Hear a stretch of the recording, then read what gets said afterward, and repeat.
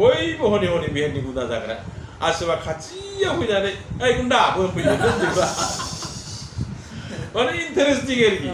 ओमफ्राय बर'खौ बबे सासेल' मानसिजों नोंसोर साब्रै साबा मानसिया इसिबां दोखो दोखो बुजाहरखै एसेबां माने गोहो गोलोंदा नोंसोरो सैमा बांग्राफोर नोंसोरखौ फिस्लायस्लाय सैमा फिनायानो साबसिन आंहा सार गोसो जायोब्ला बिग्राया जोंखौ गावथारजोबनो हागौमोन गावथारिखायसो मा इसिबां थारना बियो औ सार बिग्राया जोबोद गोहो आरो बोलोगोरा सैथो लाजियाखिसै नोंसोर सासे जुथुखौ इसिबां माने बाख्नायनो मोसानि सिगाङाव मैनि नेरनाय होननानै बेखौ होननानै माने मोसासे नेरनांगौ मैयानो नेरफैदों प्रथम आंनि फादा मा जागोन होनना सोंबाय आं नोंना डेन्जार फाट जागोन जाबाय ओरैबायदि हिट जादों बिनिफ्राय सेकेन्डआबो बे रोखोम फिल्म हिट जायाखै जिराय आंनाथ' बे सादु ड्रेस गाननाय सिजोब्बाय आफा एननानै थानांगौ आंना जाब्ला सोरनाबा जाया आंनि जायाब्ला सोरनाबा जायो बिदि खाट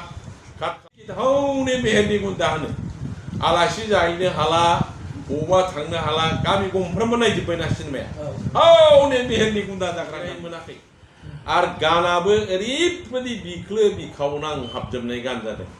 बे गोसोथोलायनायनि हारसिङै गोसोखांनानै माबा बानायनो रोंफ्लांदों आरोखि लेप सुग्रा सि गोजाया सादुखाफोर सादु गाग्राया बेखौनो गामसा माखासे साखाग्रा गोदो गाम्बारि सिख्ला खानाय लामग्रा दंमोन बाहाय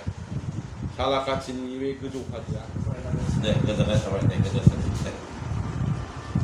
गिबियावनो खुलुमग्रोबाय दिनै नोंथांमोननि हांख्रायनाय बायदि बर'नि जेनाखि बै समनि बेहेर बे सावथुनावहाय बिलियान रल लाग्रा जायखौ बर'आव गुन्दा होनना मिथियो बे सारा आंनि खाथियाव दङ नोंथांमोननि हांख्रायनाय बायदि आङो दिनै नागिरै सारखौ आं दिनै लोगो मोनबाय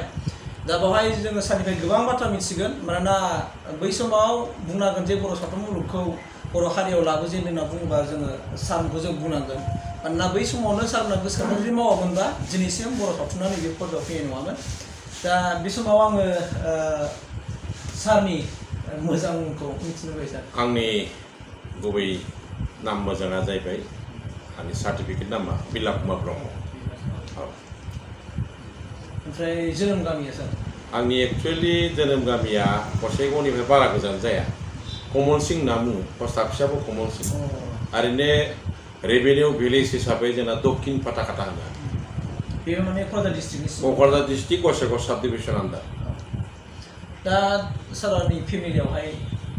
साबेसे फेमिलिफ्रा बोरै जाना दं आं जोंनि फेमिलियाथ' बिराद गिदिर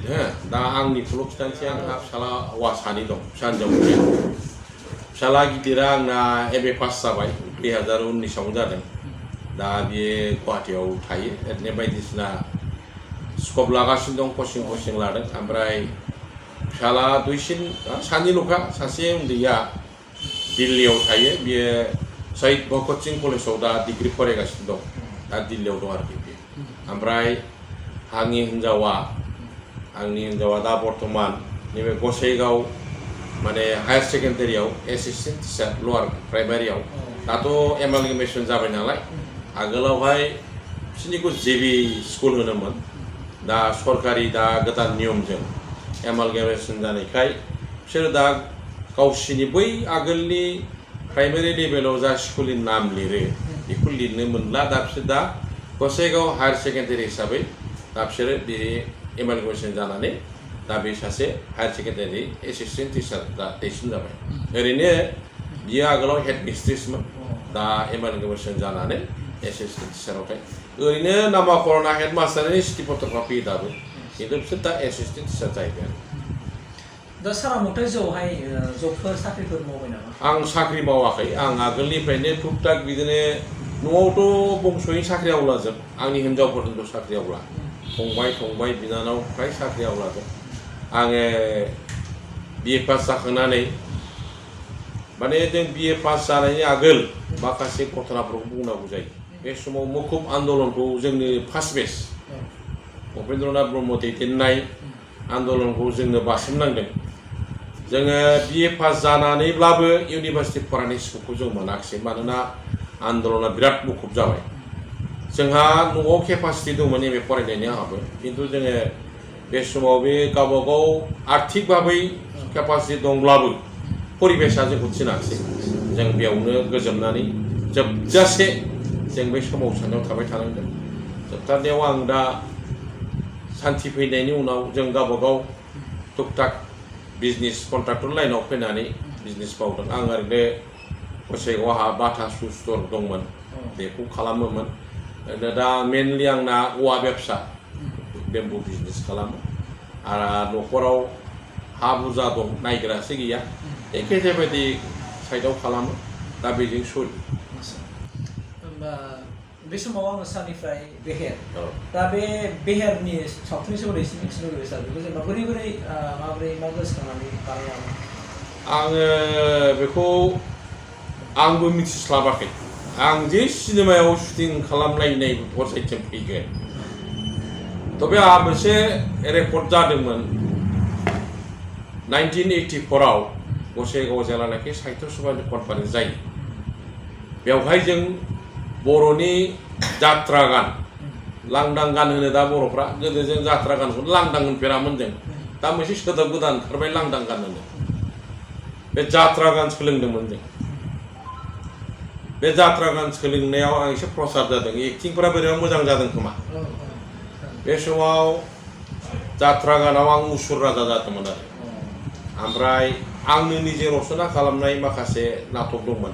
बेखौ जरायनानै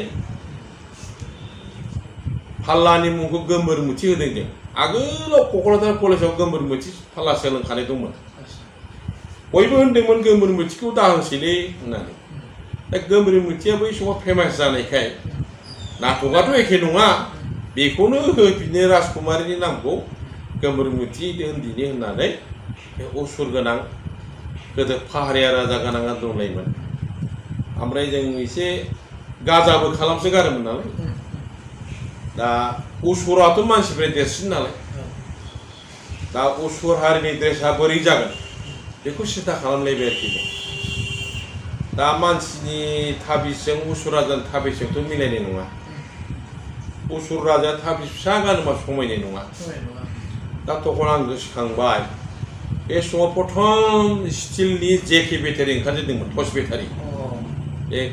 साया स्टिल बादि नुलायलायो जोंख्लाब जोंख्लिब बेखौ थुफ्लंनानै थाबिस बानायदों आङो आखान्थियाव गानग्रा बेटारिखौनो थाबिस बानायदों असुरनि थाबिसा देरसिन जानांगोन नालाय ओमफ्राय असुराथ' डेन्जार जाहैबाय नालाय दा डेन्जारखौ बोरै डेन्जारसिन नुहोनो हानो गोसोखाङै सासे मोजां पेइन्ट खालामग्रा आर्टिस्ट बेखौ लाबोलायदों आरोखि जोंनाव दंमोन गोदो बे इलेक्ट्रिक कारेन्टआव खुन्थियाव ओरै डेन्जार साबधान मोनसे बेगें गंनै होलायनाय मानसि खर' था होमबा बिदिखौ नायनानै खावले बेखौ आखिदेरलै होनबाय आङो ओरैबायदि सुन्दर आखिबाय बे आर्टिस्टआ फैनानै जोंनि खावले असुरफोरनाव बे बेगें गंनै ओरै होनानै गेजेराव खर' थालायनाया बेखौ होजोबनानै मानसिखौ नुबानो गिनाय फैखांनायलायनाय साजायबाय आरोखि गायबाय गानखौथ' बिराद आङो बै समावहाय असुर राजा जानानै 1260 थाखा पुरस्कार मोनदों आङो दानि मथा मथि 1,20,000 होनजायो 1260 थाखा बे समाव साहित्य सभायाव निउज कालेक्सन खालामनो फैनाय गुवाहाटीनिफ्राय फैनाय निउज कालेक्टरफोर 3 फैदोंमोन बिसोर आंखौ साइनासालिफ्राव लेंलांनानै माखासे खोथा सोंबाय आरोखि बोरै गोसोखांनानै बिदि खालाम खोथाजोब्बाय आं जों एन्टारटेनमेन्ट खालामनो बहुद बिभिन्न जायगानिफ्राय जोंनि अबजार्भारफोर फैगोन दर्शकफोर फैगोन सोर बबाव उन्दुनानै थाथ्र'नो साफिसियेन्ट मानसिनो जों हस्टेल फेसिलिटि होनो हानाय नङा एकमडेसन होनो हानाय नङा गसाइगाव जायगा बिराद फिसा जायगा बे समाव जोङो ओरैनो जेसेबां हायो थुरिजों न' ओलाबनानै फिसा केम्प खालामना होदोंब्लाबो उलार मानसि जाबाय आरो बेखायनो जों बेखौ गोसोखांदों जे मानसिखौ एंगेजमेन्ट खालामनानै दोननाय उन्दुनाङालाबानो अल नाइट एन्टारटेनमेन्ट मोननायनि थाखाय बे जिनिसखौ गोसोखांनानै जों बानायनाय जादों बेसेना पेपारनि नामा असमबानिमोन बिराद पुराना पेपार आसाम दैनिक असमजों नि आगोलबाव असमबानिया बे असमबानि पेपाराव आंना नामा ओंखारगुलायदों बेनिफ्राय बे 1260 थाखा मोननायजों दा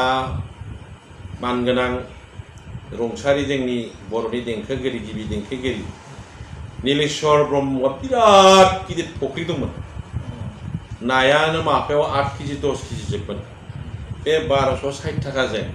बे नीलेश्वर सारनि न'आव थांनानै बेनावनो रिकुवेस्ट खालामनानै ना बायनानै लाबोनाय जादों फैसाखौ खम लानानै नाखौ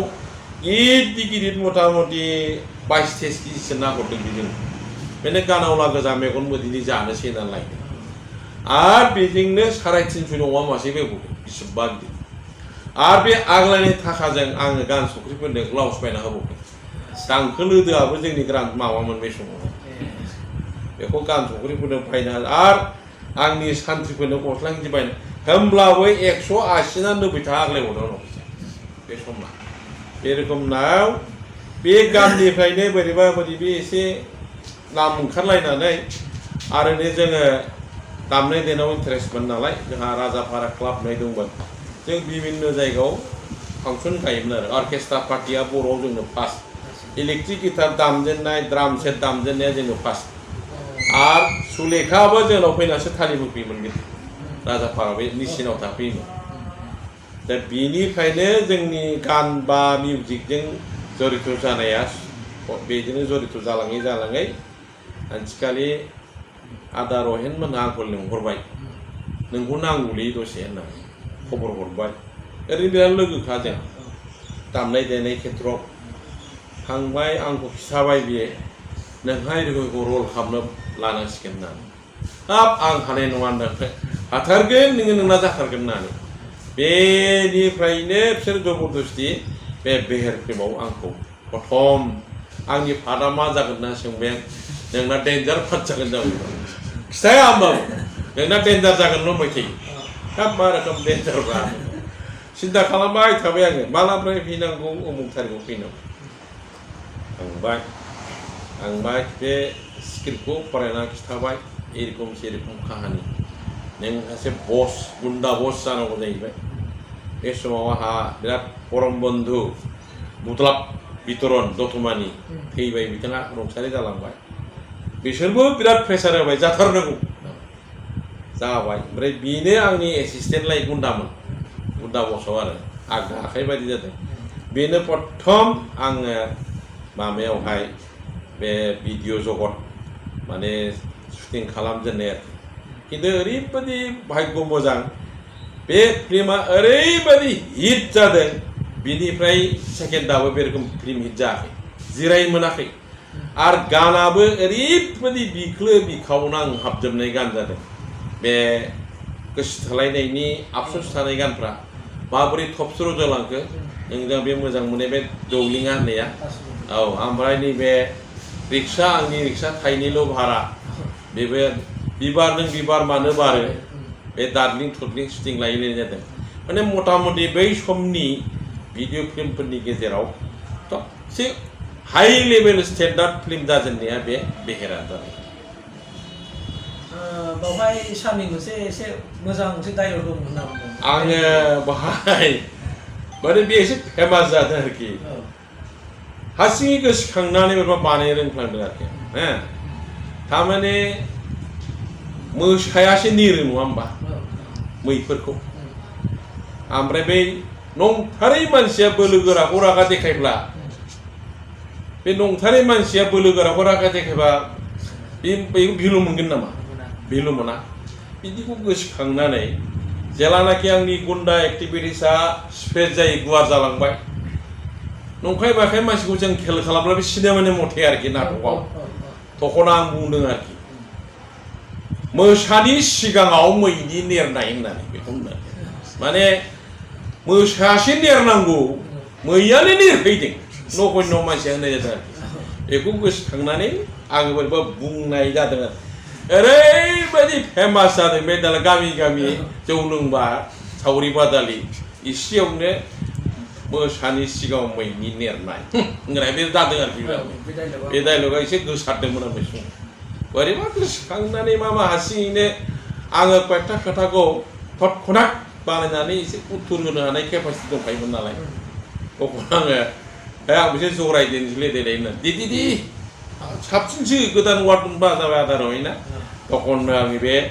माने मोसानि सिगाङाव मैनि नेरनाया बिराद प्रसाद जादों बिनिफ्राय बे बेहेर सावथुननिफ्राय सारा मा सावथुनावहाय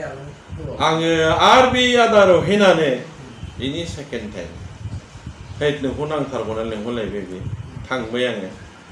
थांनानै बियो खिथाबाय एरखम आं नायबाय गान्दोंसेबो गैया बे फिल्माव आं तखन बुंबाय बारा सलिनाय नङा गोरलै आदा बे फिल्मा एक्टर एक्ट्रिस गान खनलायनाय गैयाबा बोरै जानांगौ ना नों फैल' दे थांनानै आंना रला मा जागोन ना थांबाय नों अजा जानांगौ जाहैबाय साधु बाप फाग्ला बायदि रलखौ होब्रा नंबाय आङो ओमफ्राय नों हाथारगोन जाथारबाय ओमफ्राय अरे माब्रै मा ड्रेस गाननांगौ एखे साधु ड्रेस गाननांगौ जा बै लेप सुग्रा सि गोजाया साधु खाफोर साधु गानग्राया बेखौनो गामसा माखासे साखाग्रा मानसिखौ खालिखौ खाथ'ग्रा बायना होफैबाय हाब बेखौ गाननानै ओंखारनांगौ खम जागोन नंबाय आङो दे मना बायदिसिना बेगें थेगें माबा माबि सोलायनाय खम खालामनाय नायखांनाय बेबादि मोनसे पर्यायै मोनसे सिन दं आरो ओमफ्राय बे इनडाइरेक्टलि माखासे दुष्ट चक्र मानसिफोरनि आखाइ दं आरोखि आंनि बे साधुनाव बे साधुआ सिगिनानै थाबिस फाननाय मेनलि आरोखि गिनानै दुनियानि मानसिया गिजोबनानै बे साधुनाव थाबिस लाबा रैखा गैला माने भुटा हमजोबसिगोन भुट देरिके थाङा भुटनि साग्लोबजोबनाय भुट सिगिनाय भुट सिगिग्रा माखासे सेला दंखायो बे सेलाफ्रा गामि गामि सिगियो भुट उमुक अजानि थाबिस नङाबा नोंसोर बे भुटनिफ्राय गवा बेबादि सिस्टेमाव माने थाबिस बायनांगौ ओमफ्राय एखेबारे सालाकाथिनि बे गोजौ आरो दांदुफुर हाजोथ' नङा बेखौ गाम्बारि बै गोदो गाम्बारि सिख्ला खानाय लामग्रा दंमोन बाहाय सालाकाथिनि बे गोजौ हाजोआ मा हाजो होनोमोन बेखौ एखेबारे ब्रह्मपुत्र नाङै गार'फोर दं एसे बेवहाय एसेबा गोजौ हाजो थिखिनियाव अन्थाइ थरसे बेसेबा थरसेल' आलदा ओमफ्राय बाहाय मोनसे ब्रह्म मन्दिर दं बावलांबाय माला नायनानै फैगोन जायगाफोरखौबो हाग्रा गुदु मन्दिराव फुजा होलायलायबाय आंनि आदाया बावसो जाहैदों आरोखि जानला मोनला मानसिया लोगो मोना बे साधुखौ बे गुहावसो थायो होननाय जादों सामदांलायै दानस्राङै मोनहैबाय जायगाखौ ओरैबायदि खस्थ' थांनांगौ आरो ओरैबायदि सान्दुङाव लादों शुटिंखौ आंनाथ' बे साधु ड्रेस गाननाय सिजोब्बाय आफा एरनानै थानांगौ आंना जाब्ला सोरनाबा जाया आंनि जायाब्ला सोरनाबा जायो बिदि काट खालामबाय था होमबा बेयावनो माने आंगायलायखाबाय सान्दुं आरो अन्थाइआ दुंगासिनो दं अन्थाइ थाफा जि सान्दुं आंना जाखांबा सोरनाबा काट आरो खालाम बिदि सिनेमानि खोथा आरो डिरेक्टरा फसायाबा दानो केमेरामेनाबो बसरजोब्बाय बेसारि हमबाय बेनो बिदिनो मथा मथि 4 घन्टासो अन्थाइ थाबावजोबदों आं बे रोखोम बेनो ओमफ्राय फिल्मा प्रडाक्ट जाबाय ओंखारबाय ओरैबादि इन्टारेस्ट लाय फिल्मा ओमफ्राय नायब्ला गान गैयाब्लाबो मोजां जादों बेबो हिट जादों भुट फिल्माबो हिट जादों भुट औ फिल्मानो भुट आंबो मिथियामोन आं एथ' गिदिर अजा जायो होननानै दाना अखानायैनिफ्राय ओंखारनो हाला बोरसि जरा गोमै बिलाव हनै अजा होनना मिथिगौ आरो बे बेहेराबो गोदोथ' बिदि खममोन ना जेरैखि हनै बेहेरनि गुन्दा होनो आलासि जाहैनो हाला बबावबा थांनो हाला गामि गंफ्रामबो नायजोब्बायना सिनेमाया हनै बेहेरनि गुन्दा जाग्रा होनना माने थांजा जेरैखि थाङा मारखा जाबाय बयबो हनै बेहेरनि गुन्दा जाग्रा आरो सोरबा खाथियाव फैनानै ओइ गुन्दा होनफैयो माने इन्टारेस्टिं आरोखि ओमफ्राय बर' रहाय एसे खाथियाव नायनांगौ होनलायलायबावो ओमफ्राय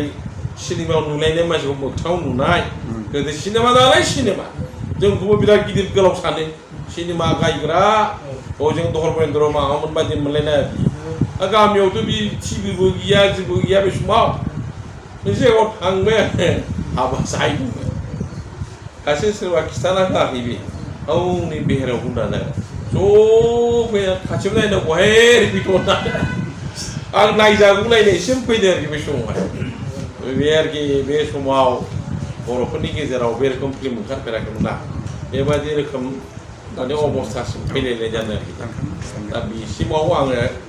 मोजां गद गद गोसोआव ओमफ्राय दंबावो फिसा फिसौ माबा फिल्म बानायलाबाय सफा ओमफ्राय नैबे राजश्री मोनजोंबो बेयावबो गुन्दा बस मोनदों आङो माबा दायनि साजा बेबो नाम जादों दाया माबा फिल्मा एसे बे एक्सनफ्रा मोजां जादों मुगानि बान्दा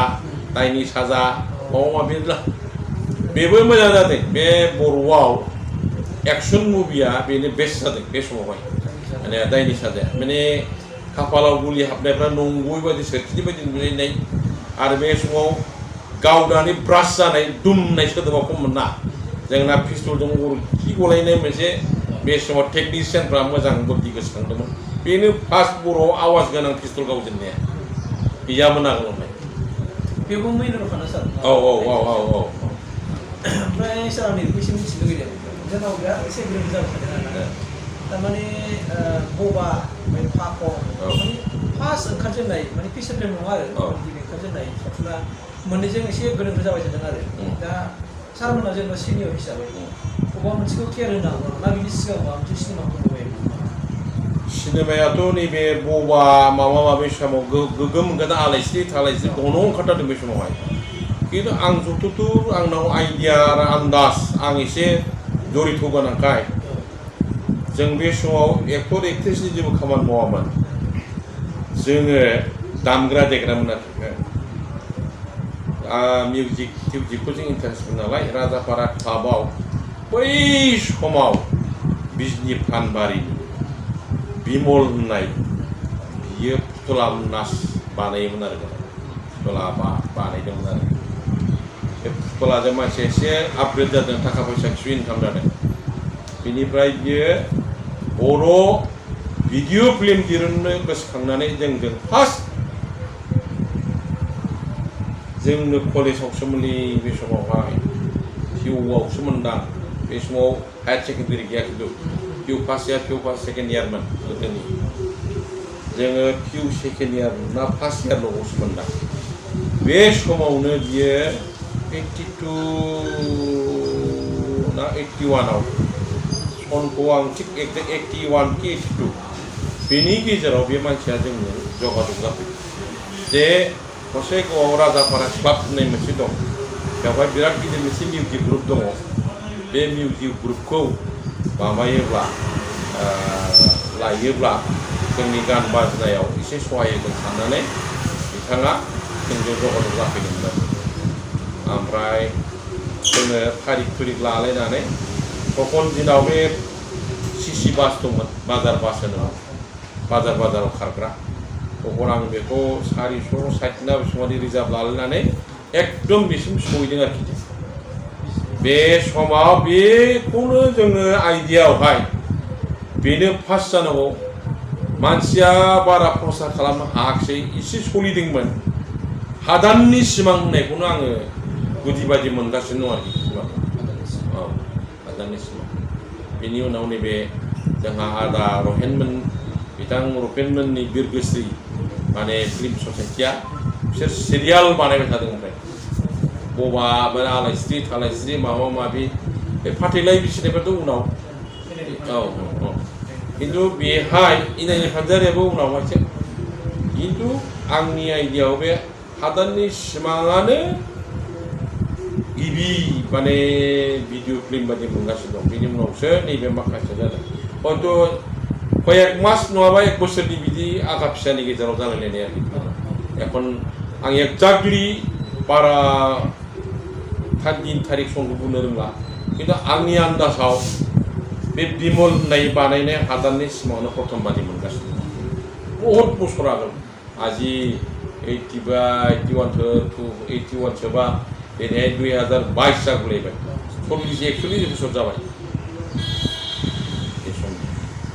दा होमबा बे समाव नायगिर नोंथांमोननि गेजेराव सारनिफ्राय गोबां बाथ्रा मिथि मोनबाय बै समनिफ्रायनो जेनाखि ओंखारबोनाय बेहेर सावथुननिफ्राय लाजेननानै सारा आरो लोगोसेनो जोंनि गेजेराव दासिमबो नोंगौ बे क्लियार जायाखै मानोना बर'नि गेजेराव सिगां ओंखारजेननाय बर' भिडिअ माने सिनेमाया बिराद गोरोन्थि दं दासिमबो मानोना दिनैसिमबो जोङो माबा जिकेफ्राव एसे मोन्दों माने बबा होननानै ओमफ्राय फिसार फिल्म होनना बुङोबा आलायारनखौ होनदों दा जुदि बिनि सिगांबो जों माने फाखन दंखुमायोमोन आरो हादाननि सिमां दङ सार स' बेफोर दंखुमायोमोन दा बेफोर बाथ्राखौ जों दिनै जों लासै लासै निसय इयुनाव मोनथिलांजोबगोन आं बेखौ मिथिदों मानोना जों जुदि जेब्लानाखि जों सिनियर आर्टिस्टफोरखौ सार जों मोनजोबगोन अब्ला निसय बिसोरनिफ्राय माखासे खोथाखौ जों मोनथिगोन जेरै जों दा सारनिफ्राय मोन्दों आरो जोंहा आंनि नुनायावहाय आरोना सारनिफ्राय जेनाखि सारा जे ओंखारजेननो सावथुन मुलुगाव बेनिफ्रायनो आं मिथिबाय दे प्राइज मोनलायलायदों ओमफ्राय बेनिफ्राय मेन रल बिलेन रलावहाय सारा फैबाय थानो मोन्दों दा बेनिफ्राय निसय आङो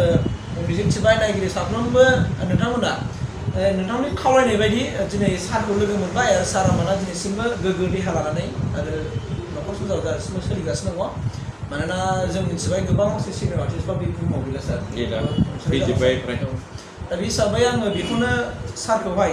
सारनि सायावहाय आं नायगिरि बिथांखौ खावलायनो लुबैदों जे सारनि देहा आरो सारनि वाइफनि देहा लोगोसे फिसाफोरनि देहाफ्रा जेन' गोग्गो देहा लाखिबाय थानो हाथों आरो बेजों लोगोसे बे सारनि माखासे फिसाफ्रा दा फरायगासिनो दं होननानै बुंदों जेन' बिथांमोनाबो मोजां माबा मोनसे जब मोननानै आरो समाजनि मोजां मोनसे खामानि मावनो हाथों आरो पपुलार सुबुं जानानै फैनो हाथों बेनि थाखाय साफ्रोमबो नायगिरिफ्रा जेन' आशीर्बाद जासिहरगोन आं बेखिनिखौ मिजिंथिबाय दा बे समाव सारा जोंनो नैबेखिनि समखौहाय जों खावलायमारनो होनायनि थाखाय आं सारखौ बिटाइ इउटुब चेनेलनिफ्राय आंनि गोसो गोरबोनिफ्राय खुलुमनाय जासिनानै आं बे समाव बिदाय लानो